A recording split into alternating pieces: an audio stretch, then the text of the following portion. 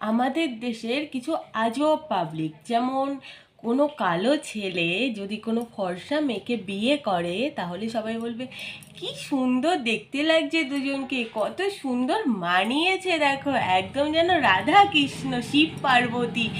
মানে এদের মেন্টালিটি এমন যে একটা ছেলে কালো হলেও একটা ফর্সা মেয়েকে বিয়ে করলে সেটা জাস্টিস, মানে সেটা চলে যে একটা কালো ছেলে একটা ফর্সা মেয়েকে বিয়ে করছে। কিন্তু এটা যখনই উল্টো হয়, উল্টো মানে যখন একটা ফর্সা ছেলে একটা কালো মেয়েকে বিয়ে করে তখনই আমাদের কিছু পাবলিকের রিয়াকশান, নিশ্চয়ই কালা জাদু করেছে, কোনো টুকটাক তো করেইছে, নিশ্চয়ই ওঝা কবিরাজি করেছে, নাহলে এত সুন্দর ছেলে এরকম একটা মেয়েকে বিয়ে করবে কেন?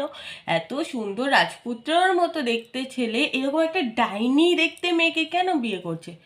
কি ভাই, এগুলো কি? মানে আপনারা কি বলতে চান? যখন একটা মেয়ে ফর্সা কালো ছেলেকে বিয়ে করছে তো সেটা খুব ভালো, আর যখন একটা কালো মেয়ে একটা ফর্সা ছেলেকে বিয়ে করছে তখনই কালা জাদু করেছে? মানে কালা জাদুটা কি এত সহজ যে কেউ গিয়ে কালা জাদু করে নেবে?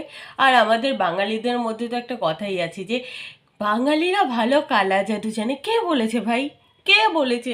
আমি তো আজ পর্যন্ত কালা জাদুর নাম শুনলেও ভয় পাই। তাহলে আমি কি বাঙালি না? মানে আমি ডাউট আছে, আমি বাঙালি না? এসব মেন্টালিটি কেন রাখেন আপনারা? একটা মেয়ে একটা ছেলে যে যাকে পছন্দ সে তাকেই বিয়ে করবে। গায়ের রং দিয়ে কেন বিচার করতে যান? তার গুণ দিয়ে বিচার করুন না, যে সে ভালো কি সে খারাপ। আপনারা এই গায়ের রঙের বিচারের জন্য না হাজার হাজার জীবন নষ্ট হয়। তো প্লিজ আপনাদের কাছে করজোড়ে অনুরোধ করছি, নেক্সট টাইম কাউকে গায়ের রং দিয়ে বিচার করতে যাবেন না।